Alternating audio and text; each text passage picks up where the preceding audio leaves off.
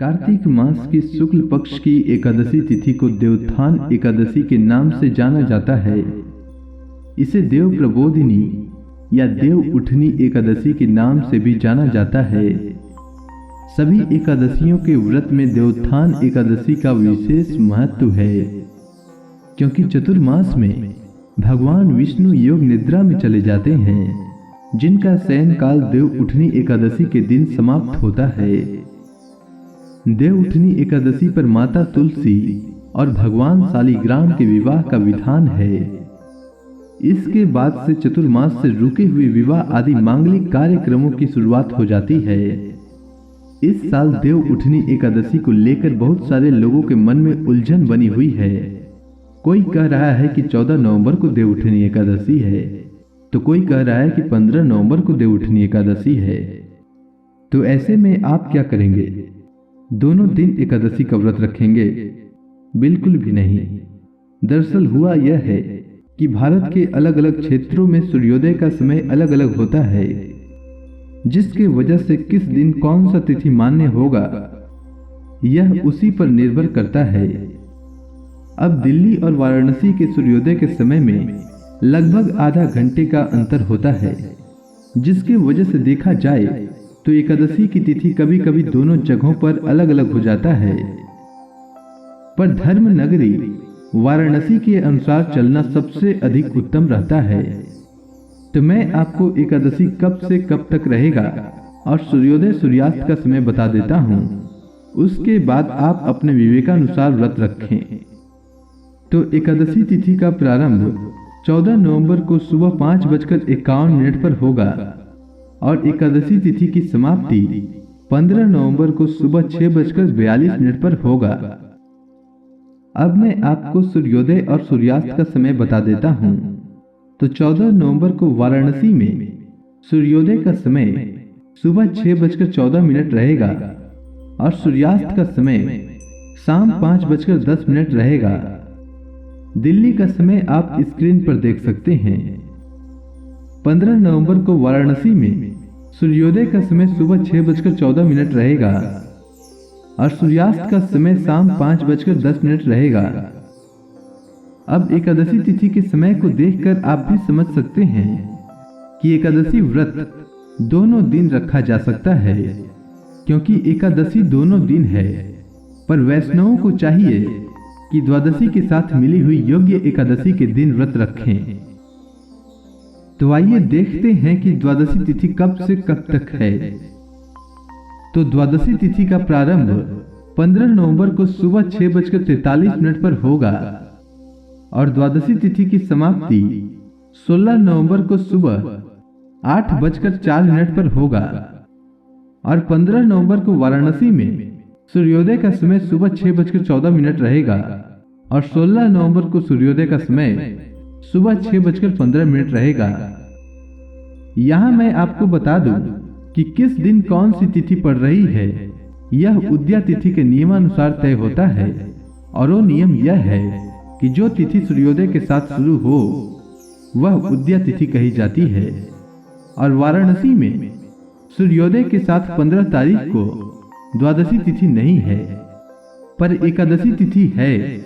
और 16 तारीख को वाराणसी में सूर्योदय के साथ द्वादशी तिथि है। इसीलिए वाराणसी में द्वादशी तिथि 16 नवंबर को मान्य है। तो मन में प्रश्न उठ रहा होगा कि एकादशी व्रत किस दिन रखना चाहिए। तो जैसा कि मैंने कहा है कि वैष्णवों को द्वादशी के साथ मिली हुई योग्य एकादशी के दिन व्रत रखना चाहिए और धर्म नगरी वाराणसी के अनुसार रखना सबसे उत्तम रहता है। इसीलिए एकादशी व्रत 15 को ही रखना चाहिए और व्रत का पारण 16 नवंबर को करना चाहिए। पर मैं यही कहूंगा कि आप अपने विवेकानुसार व्रत रखें। फल दोनों ही दिन व्रत रखने का बराबर ही मिलेगा, इसीलिए फल की चिंता न करें, श्रद्धा भाव के साथ व्रत रखें। आप 14 को भी व्रत रख सकते हैं और 15 को भी रख सकते हैं। अब जो लोग एकादशी व्रत 14 को रखना चाहते हैं तो उनके लिए मैं पारण का समय बता देता हूँ। तो 15 तारीख को पारण का समय दोपहर 1:10 से दोपहर 3:19 तक है। 15 तारीख को हरिवासर का समय दोपहर 1 बजे समाप्त हो रहा है।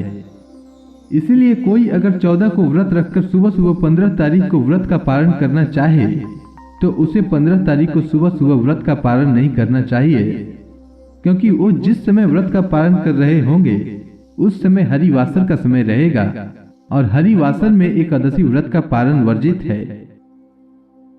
पर जो लोग एकादशी व्रत 15 तारीख को रखना चाहते हैं तो उनके लिए पारण का समय 16 नवंबर को सुबह 6:16 से सुबह 8:04 तक रहेगा।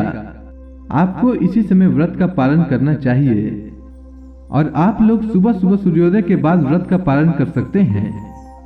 पर ध्यान रहे कि पारण सुबह 8:04 से पहले कर लेना है, क्योंकि एकादशी व्रत का पारण द्वादशी तिथि के भीतर और हरिवासर के बाद किया जाता है। अब आइए जानते हैं देव उठनी एकादशी का महत्व। तो सनातन धर्म में देव उठनी एकादशी को सभी एकादशियों की तिथियों में विशेष माना गया है। इस दिन भगवान विष्णु का शयन काल समाप्त हो जाता है, विवाह आदि शुभ और मांगलिक कार्य आरंभ हो जाते हैं। एकादशी व्रत के बारे में स्कंद पुराण और महाभारत में भी वर्णन है। इसके अनुसार भगवान श्री कृष्ण ने युधिष्ठिर को एकादशी व्रत के महत्व के बारे में बताया था। ये व्रत सभी पापों से मुक्ति दिलाने वाला है और सभी मनोकामनाओं को पूरा करने वाला व्रत है। अब आइए जानते हैं एकादशी पूजा विधि के बारे में। तो एकादशी के दिन यानी जिस दिन आप व्रत रख रहे हैं उस दिन सुबह जल्दी उठकर स्नान आदि से निवृत्त हो जाएं और घर के मंदिर में दीप प्रज्वलित करें और भगवान विष्णु का गंगा जल से अभिषेक करें। उसके बाद भगवान विष्णु को पुष्प और तुलसी दल अर्पित करें। देव उठनी एकादशी के दिन तुलसी विवाह भी होता है। इस दिन भगवान विष्णु के शालिग्राम अवतार और माता तुलसी का विवाह किया जाता है।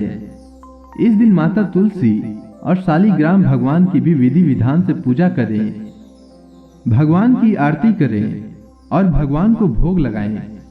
इस बात का विशेष ध्यान रखें कि भगवान को सिर्फ सात्विक चीजों का भोग लगाया जाता है। भगवान विष्णु के भोग में तुलसी को अवश्य शामिल करें। ऐसा माना जाता है कि बिना तुलसी के भगवान विष्णु भोग ग्रहण नहीं करते हैं। इस दिन भगवान विष्णु के साथ ही माता लक्ष्मी की पूजा भी करें। इस दिन भगवान विष्णु का अधिक से अधिक ध्यान करें। इस दिन किसी का अपमान या निंदा न करें, साथ ही निंदक से बात भी न करें। उम्मीद है आपको देव उठनी एकादशी से जुड़ी जानकारी अच्छी लगी होगी। अगर आपको यह वीडियो पसंद आई हो तो कमेंट सेक्शन में ओम नमो भगवते वासुदेवाय नमः लिखना न भूलें। धन्यवाद।